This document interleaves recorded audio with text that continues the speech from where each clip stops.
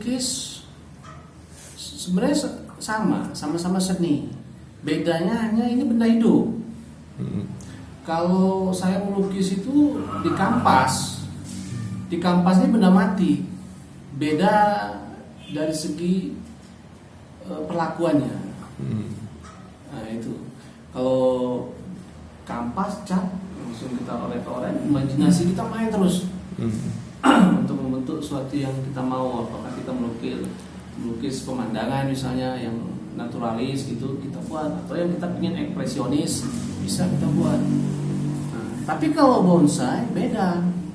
Di samping dimensinya bisa 5 titik yang harus kita perhatikan, dia ini benda hidup, harus kita perlakukan secara baik.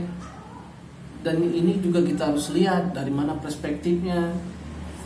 Ada penataan soal pot sama batang bonsai ini, idealnya seperti apa. Itu memang sebaiknya orang yang mencintai bonsai juga sedikit-sedikit mengerti seni. Kenapa? Karena dia akan tahu bagaimana supaya bonsainya supaya indah. Seperti itu.